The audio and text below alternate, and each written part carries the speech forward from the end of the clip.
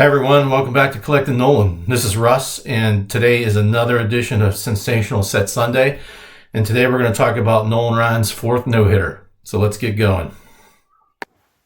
So Nolan's fourth no-hitter, it's not associated with any card set, at least not that I know of. But I did get a number of pictures that I wanted to share with you guys because I got them from someone whose father used to work for the Angels back in the 70s, and he, the person I bought them off of was actually a friend of one of Nolan's sons.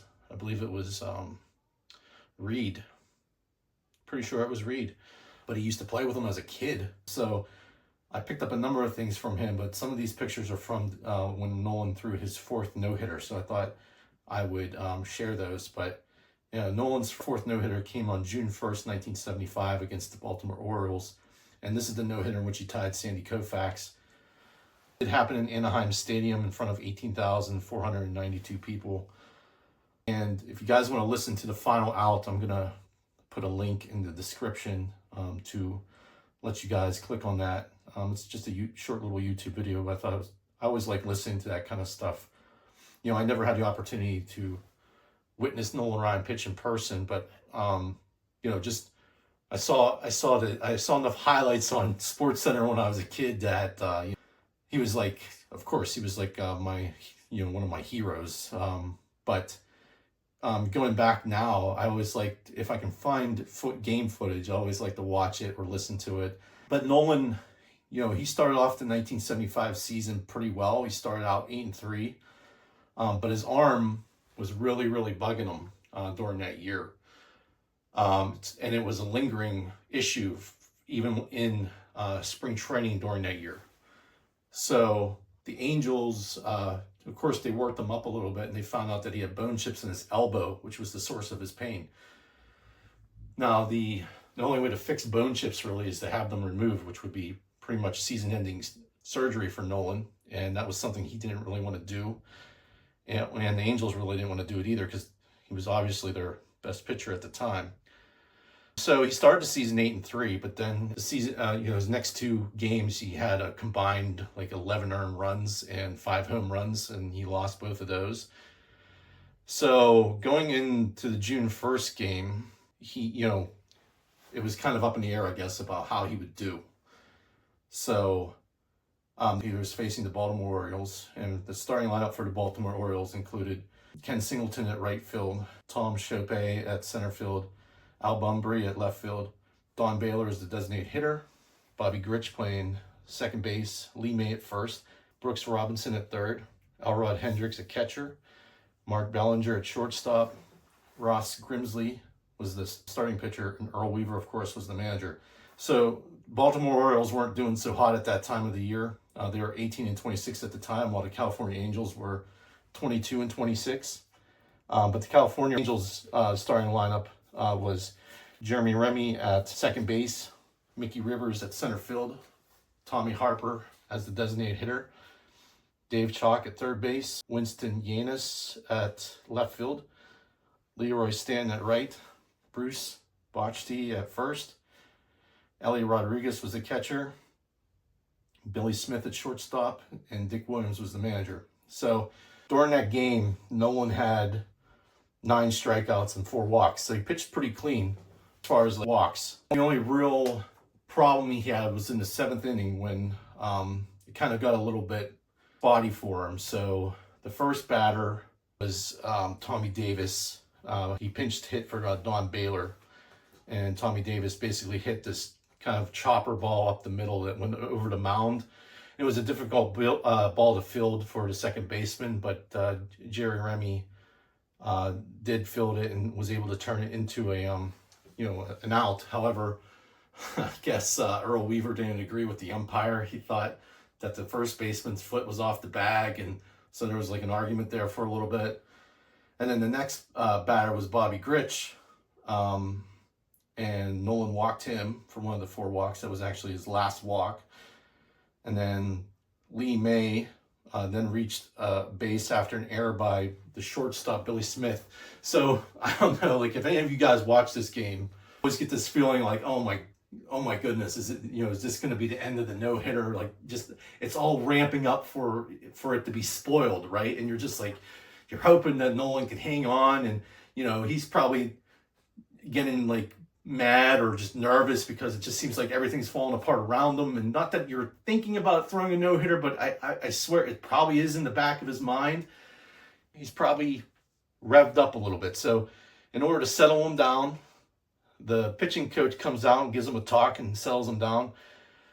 So then he was able to get Brooks Robinson to ground out at third base. Actually, pitching coach didn't come out until after Brooks Robinson grounded out the third base. The third and final out was Elrod Hendricks to pop up at third. So he was able to get through the inning.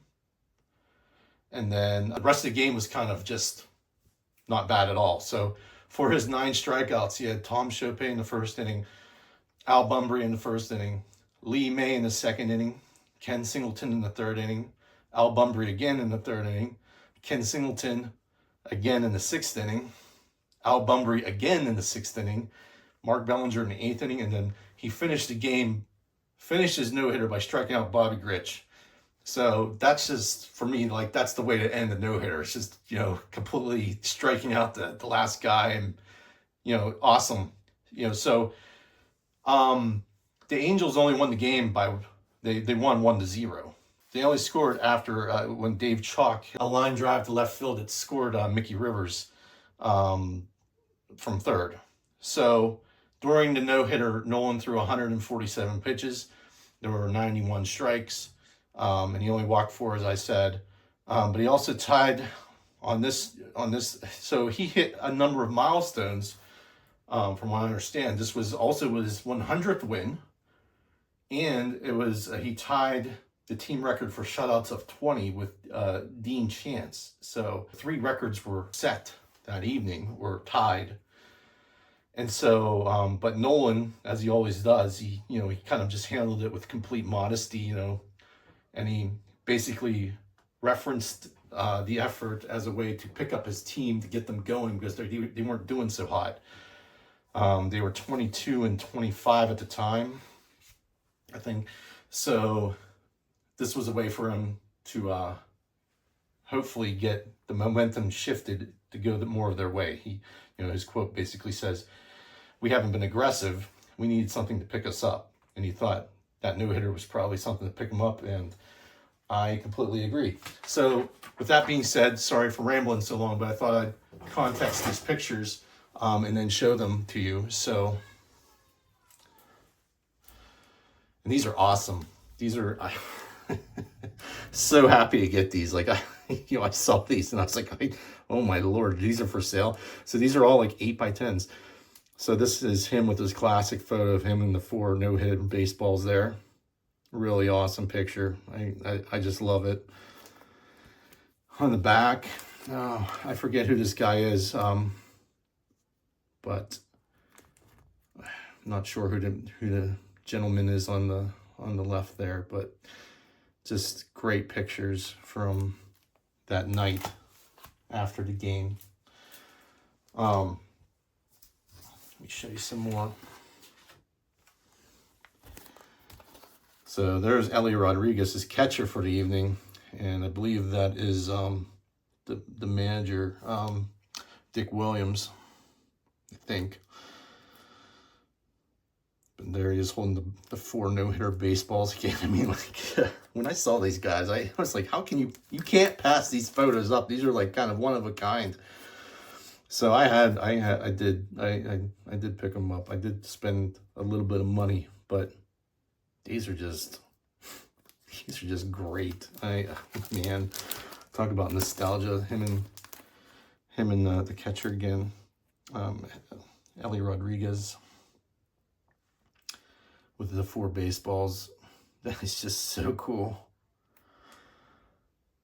I figure you guys want to see them too, because they're just, you're not going to find too many of these out in the wild. I don't think I've ever seen more of these. And then I only have like 2 more left, but here's one. Him and Ruth, which, Nolan was a great man, but I also think Ruth is a great woman. You know, she supported and often helped Nolan get through his tougher days. So, you know, she was definitely a rock behind him. So she deserves a lot of recognition as well. But that's a good photo of Nolan and Ruth there. I guess that's probably before the no-hitter. And then finally, this is a really cool picture too. So there's Nolan there, and he's got some wine or champagne or something after the game. And that's one of the, that's Dick Williams there, I think, because it has the S there. But if you look at the back, guys, you see that picture there hanging up in the locker? That's a Lynette, 1975 Lynette card. It's on PSA's website as a card, but it's really just an 8x10 photo. But I just thought that was, you know, it's like one of those cards within a card type things. So I do not have that one yet, but I want to get it. But these were just some awesome photos I was able to pick up from Nolan's 4th no-hitter on June 1st, 1975. So I hope you guys enjoyed it. Please like and subscribe, you know, put a comment, and I'll see you at the next one. Thanks. Bye.